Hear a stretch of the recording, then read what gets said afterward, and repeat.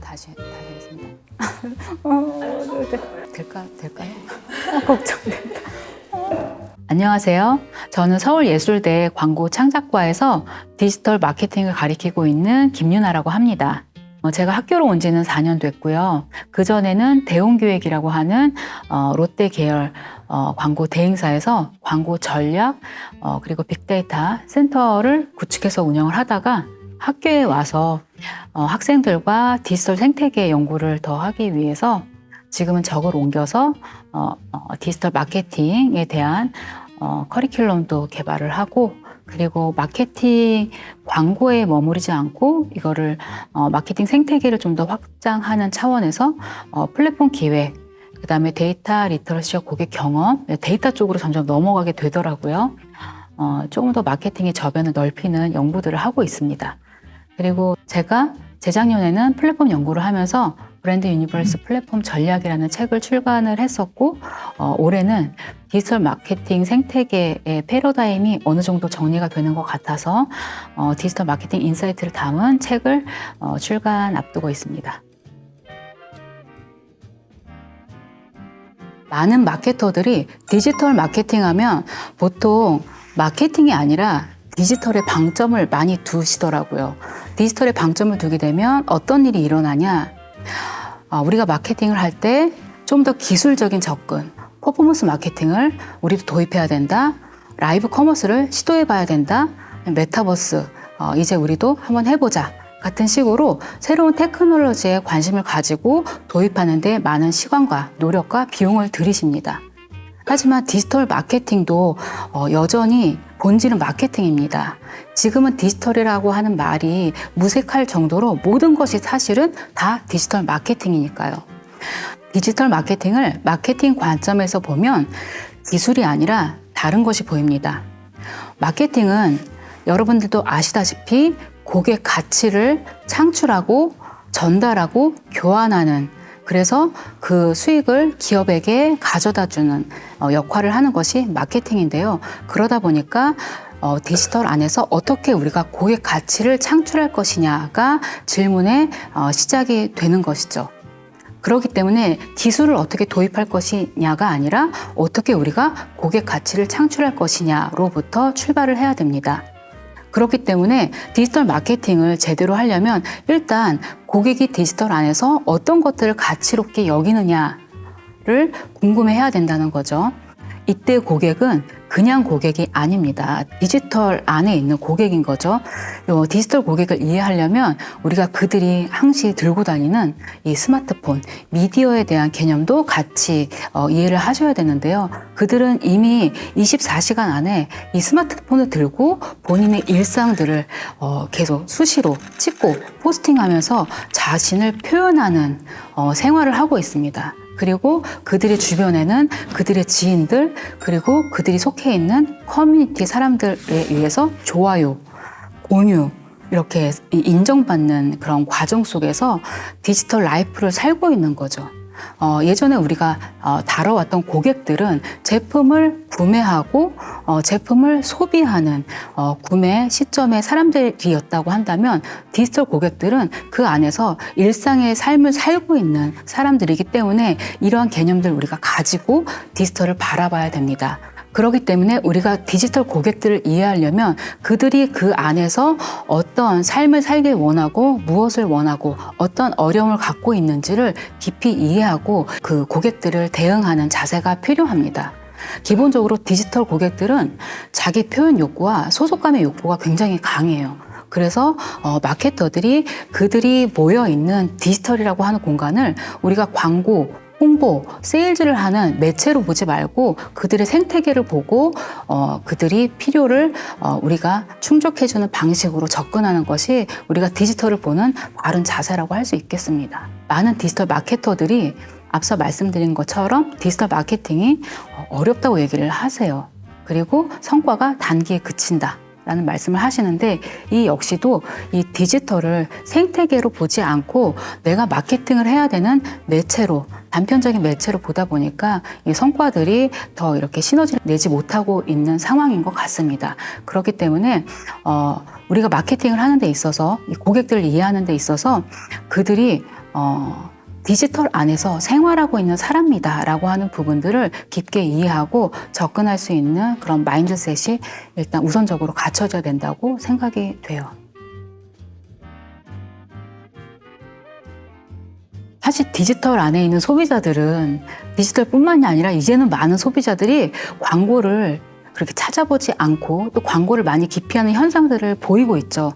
그래서 많은 마케터들도 이젠 광고가 아니다, 컨텐츠다라는 얘기를 하고 있습니다. 이미 디지털 환경이 광고, 쇼핑, 생활이 어우러져 있는 그런 공간이다 보니까 사람들은 이게 광고인지 콘텐츠인지 그런 구분을 한다기보다는 이게 나한테 유용한지 그렇지 않은지의 구분만 가지고 있을 뿐이거든요. 그렇기 때문에 우리가 광고이기보다는 그들에게 좀 더 유용한 콘텐츠로 다가가는 것이 더 적합하다라고 많이 전문가들이 말씀을 해주시고 있죠. 그럼 소비자가 어떻게 콘텐츠에 다가가는지를 한번 이해해 볼까요? 디지털에서는 소비자가 콘텐츠를 접속하게 되는데 3가지 경로가 있다라고 말씀드리고 싶은데요. 첫 번째는 노출. 우리가 이제 모바일을 열게 되면 자연스럽게 눈에 띄는 정보들과 콘텐츠들이 보입니다. 두 번째는 탐색.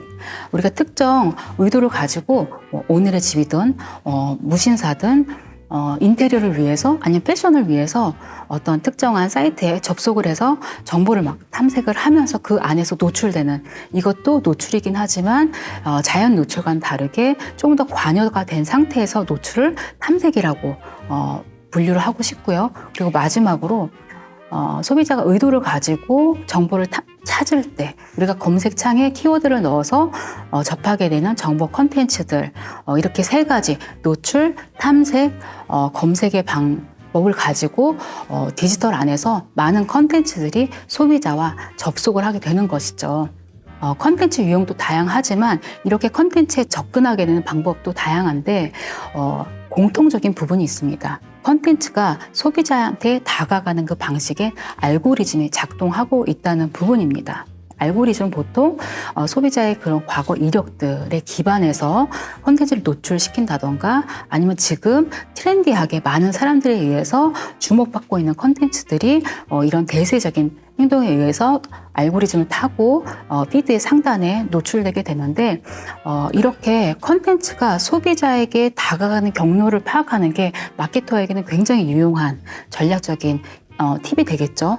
그때 이 소비자들의 이 컨텍스트를 이해해야 이 콘텐츠가 소비자에게 가는 그 길이 어떻게 열리게 되는지에 대한 이해를 얻을 수 있습니다. 그럼 마케터가 소비자의 컨텍스트를 본다는 것은 어떤 의미를 갖냐 이것도 한번 생각해 볼 필요가 있는데요.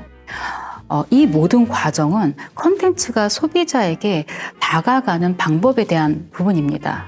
과거에 마케터들이 소비자들에 다가가기 위해서는 시장을 쪼개서 특정 시장을 공략하는 방식을 취했었죠.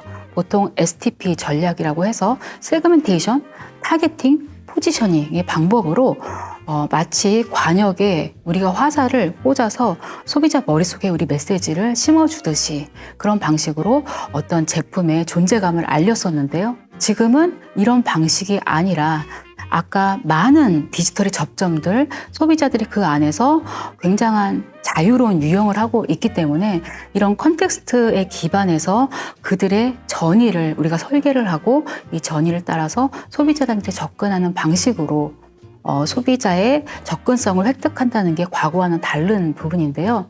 그러다 보니까 지금은 디지털 안에서는 시장을 쪼개는 게 아니라 시장은 곧 소비자를 뜻하니까 시장 당기기 전략이 더 맞는 부분인 것 같습니다. 어떻게 보면 디지털 안에서의 흐름을 만들어서 그 흐름을 타고 고객한테 다가가는 방식으로 우리가 마케팅에 대한 안목을 갖춰야 되고 저는 이것을 디지털 웨이브라고 표현을 하고 싶어요. 돌을 던지면 계속 물살이 이렇게 일어나서 물결을 치고 이 물결이 점점 더 큰 파동으로 커져 나가는 것처럼 디지털 안에서는 이런 흐름들 그리고 자극들을 잘 관리해서 우리가 트래픽을 만들고 관리하고 확산하는 전략으로 마케팅을 수행하는 것이 더 적절한 방법이라고 보여집니다.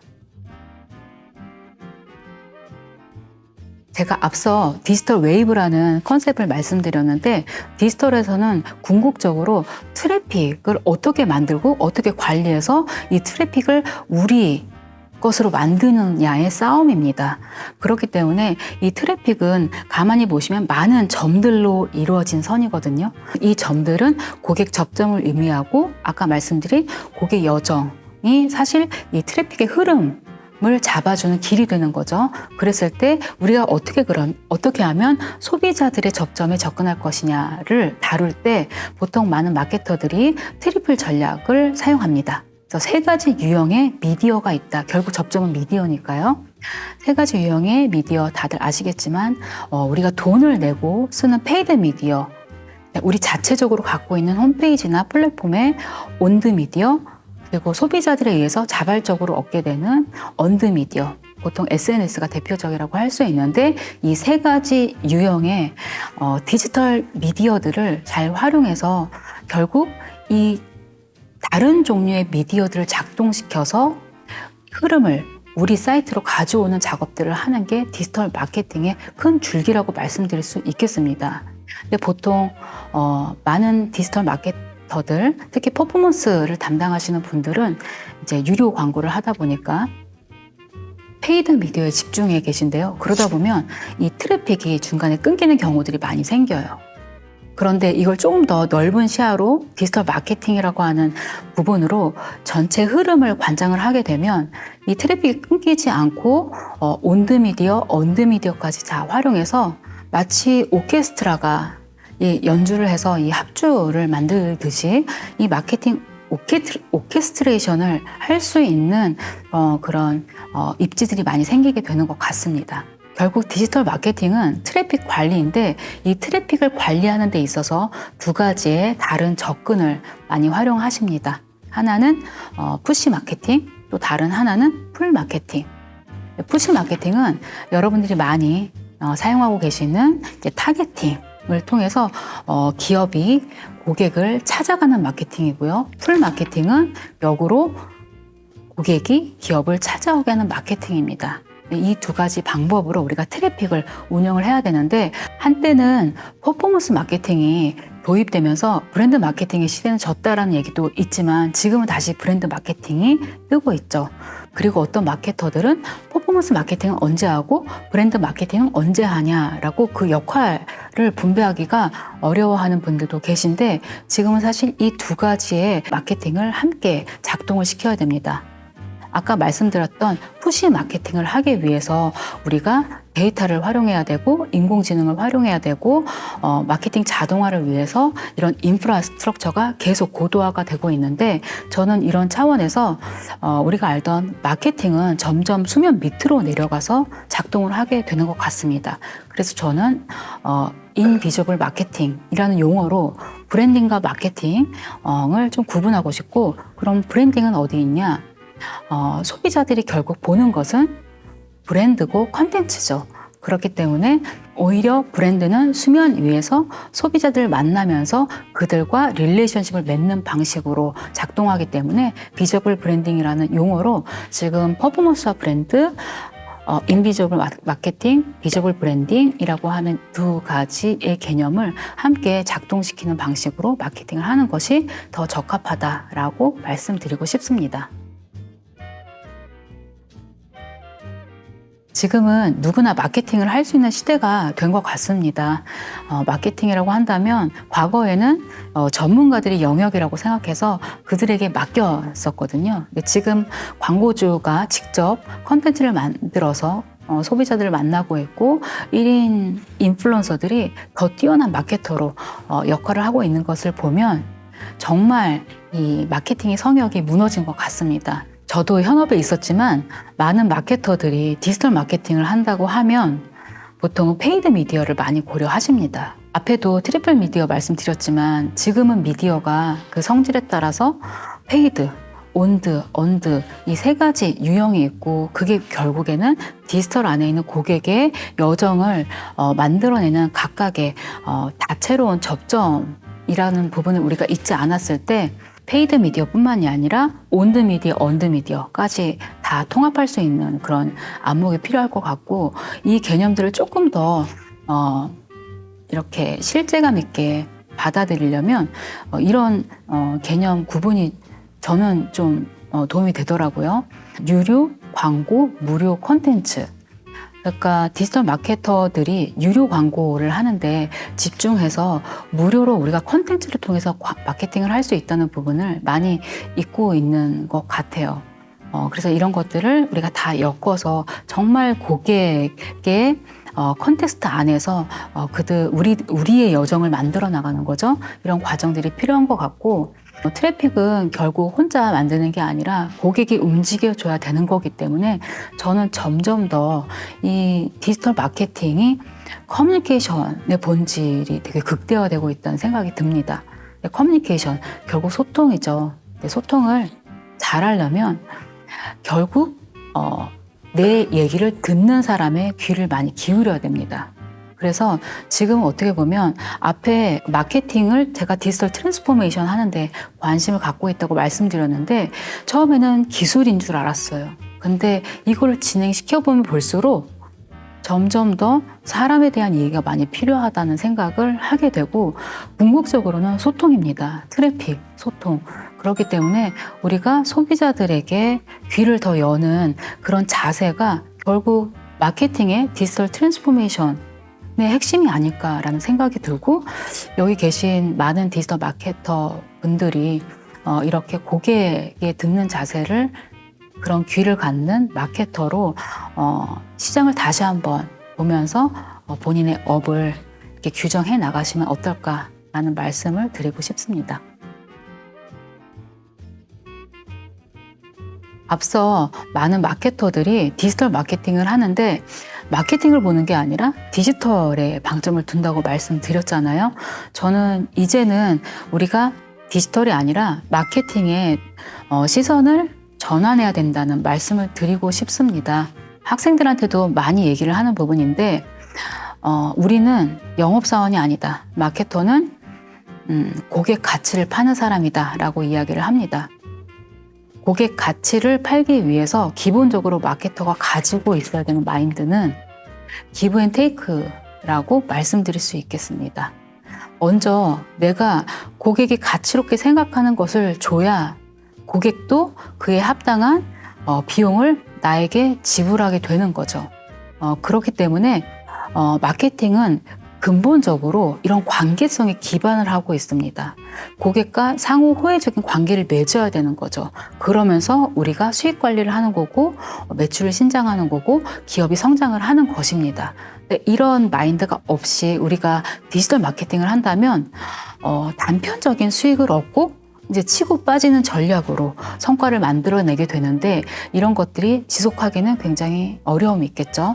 그렇기 때문에 저는 이 디지털 마케팅이 점점 고도화되고 이제는 마케팅도 우리가 디지털로 전환을 해야 된다라고 하는 것에 있어서 기술의 도입에 치중할 것이 아니라 정말로 소비자들이 디지털 안에서 어떻게 살고 있고 무엇을 원하는지를 듣고 경청이라고 하죠.